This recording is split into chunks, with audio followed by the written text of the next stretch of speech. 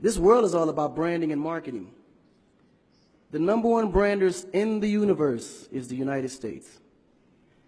They made United States seem like it's the best place in the world to be. It's the land of the free, home of the brave. I go there to find and chase my dreams. We have to be able to tell our own stories. Directors, filmmakers, entertainers, it's going to be clearly, and the press, it's going to be your job to redefine how people think about Africa.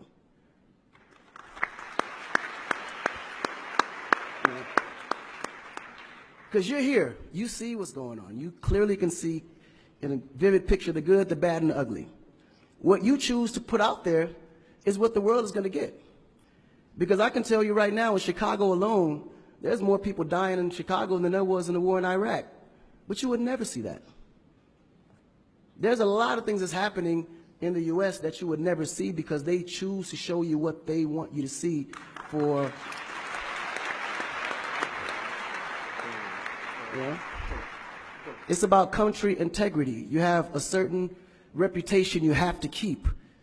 No one puts their family business out into the street. One of the problems we have in Africa is that when something happens, the press is quick to put out negative energy and quick to put out a negative story. And then that story goes on to internet, and other broadcasting systems take it, and they post it. So when you look at places like Kenya, for instance, that I know of, maybe what, 2 terrorist attacks? But it was everywhere. So now people was afraid to go to Kenya because somebody shot up the mall.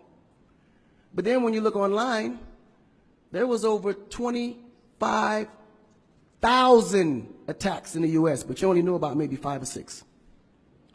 So we have to really rebrand. And then when you look at how the world perceives Africa, they're right. You know, you see zebras, lions, tigers, bears. Oh my. You get to the point where you think Africa's just a big jungle.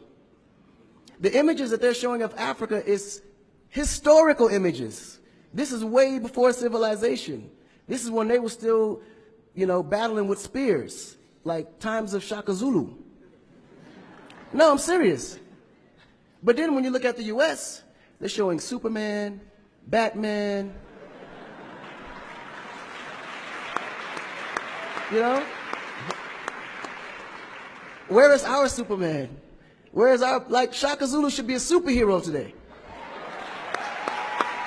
Really. So we have to tell our own stories. I mean, even Jesus is white. And you believe it. But it's okay, because how you were framed, if you taught something from the day you were born, and your mother taught you that, your father taught you that, it's real. You never look at your mom and your dad as liars. But their mother and father taught them the same thing, because that's the kind of history that's put out for them to believe. Our history books in the U.S. is all white American history, culture that's been borrowed from other nations. But Africa have to teach the same history of our ancestors, the great things that they have accomplished. You know? And it's going to be the jobs of directors like yourself, filmmakers like yourself, to narrate that story. How do we want to be perceived? How do we want that story to be narrated to the rest of the world? This younger generation, we kind of figured it out. Because now, when you look at hip-hop in America, every rapper is rich. Gold chains, Bentleys, nice girls by the pool with bathing suits in his big mansion. And then, when the video's over, they get on their phone and call an Uber. They don't even come in the Bentley that you just saw in the TV. But you go to Nigeria, we got Wizkid, Davido, P-Square, all these guys driving a Bentley, Mercedes. They actually own those cars. That's the difference. But if we don't translate that, they will never know. They think we're going to leave the shoot and go home on a horse or a zebra. Because that's what they know. This is why African Americans are so afraid of Africa. You mention Africa, they start shaking. There's so much fear. They don't know how to translate that. It was just recent that people are now saying, yeah, man, you know what? I rock with Africans, man. You know what I'm saying? I want to do some collaborations, man. Yo, man, I need an Afrobeat remix, you know what I'm saying? But before, they'd be like, man, I don't know that dude. I'm not putting him on my record. So the younger generation is slowly understanding how you have to rebrand the culture, because the culture has adapted. They've actually took everything that we've created and made it look better. They made a superstar look like a superstar. When I look on TV and I see our biggest entertainers, they don't look like stars. That's why you can't really respect the entertainer.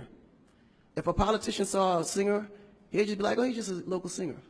But if he go to that local singer's performance, he may sell out the stadium because he has a huge influence, but the image is not there.